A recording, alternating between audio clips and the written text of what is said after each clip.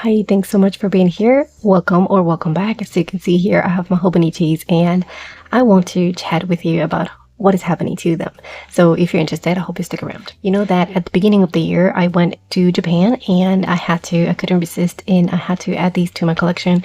I also added a 5-year A6 journal, which I haven't touched since then. I definitely have to do that because I can see how cool it will be to see 5 years of my life in one book. So I think one of the reasons I haven't really touched it is because it's tucked away somewhere and I just don't see it on a daily basis. So yeah, definitely that's something that needs to change, but that is not even here in the picture. So we're just gonna address these two. So you know that I fell in love with the Hobonichi Kosen in 2023 when I was using it as my daily memory keeping sort of journal.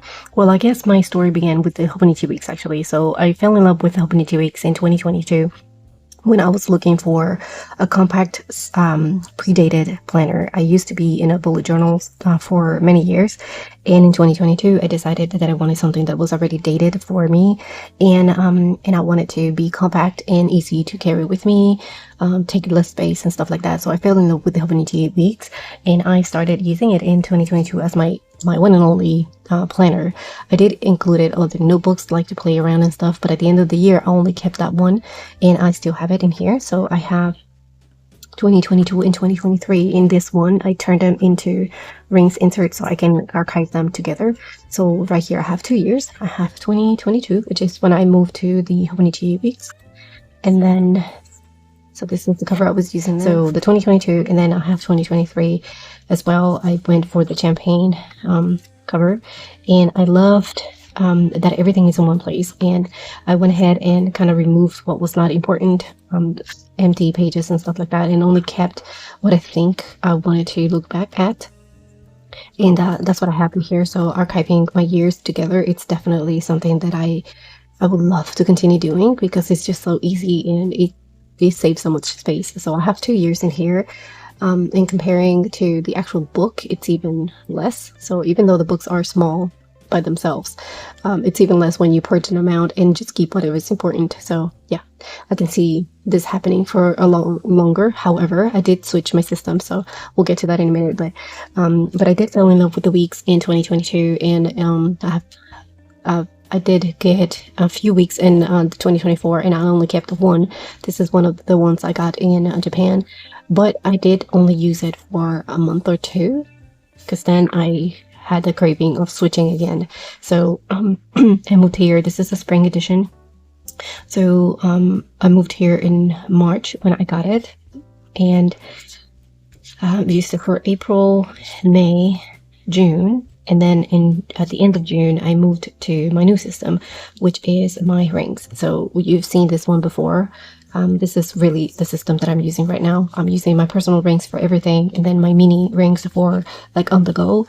So that's pretty much what I've been using since June. We are in September, so a lot has happened. But every time I look at this one, I love flipping through these pages, and I feel like I can make it work again. But again, I'm content in my rings, so it's so many feelings. There's so many feelings. So, but I wanted to kind of talk to you about what is happening. So right now, these ones are tucked away. So there's that. Both are tucked away. This one is the one that I pull more often than not. I did fall in love with this one in 2023 as well, by just using the dailies. So in here, I cut out all the monthlies and weeklies. I took them out and only kept dailies. So as you can see in here, I don't know if you can tell the difference. It's not that much, but there's only dailies in here. So every day I will open my book and I would start adding whatever notes I wanted to add. I actually started using it more consistently in February, I believe. I think it was in February, and I believe the first entry I did was this one. I remember for February 7th, and I remember because I was talking about something about my shop, and something happened with our camper. So I definitely remember this day just like if it happened today. Yeah. So I started February 7th, and then I just went back and kind of backdated and used the empty pages for other notes and brainstorming and stuff like that. But basically I came here every single day and I updated what it was happening, what I wanted to happen that month. What we did. I added pictures, doodles. I love just having fun in these pages, and I love flipping through them. And every time I do, I kind of fall in love again with it. And remember that using it as a free kind of space or just anything that I want to do, it's definitely what make me fall in love with it. So yeah, I did stop using it at the end of November, and this is when we kind of start switching planners and crave something different. So that's exactly what happened. I moved into my Wonderland Tutu by then. So by the end of November, I was already out in my Wonderland Tutu, and that's that. So, but yeah, I still love flipping through these pages, and I went ahead and got another one for 2024, and I started using it just fine. I think this is a regular one. So I did this time around, I kept everything. I kept the monthlies, I kept the weeklies and everything, and I just started using it differently for tracking and you know, other things. I did stop in June, like I said, because I moved into my rings. But before then, I was using it just like I was using it in 2023, just to kind of add more content, not content, but memory keeping. So in the monthlies, I would just just kind of use them randomly. This case, I used it for doodles. I used it for entries, positive entries for the day, and that was that. The weeklies, I started using them to kind of summarize the day, but eventually I kind of felt like I was doing the same entries twice, so I ended up kind of feeling like I needed to change. But while I was using it like that, without pressure or anything, it was great. And then for the dailies, the same thing. I used them to track our days in Japan and just kind of remember what we were doing. And yeah, I love looking back at these pages. It's definitely one of my favorite notebooks. Now, I did put it aside on the end of June, and I have been trying to pick it up again. Right now, I didn't pick it up again at all in July.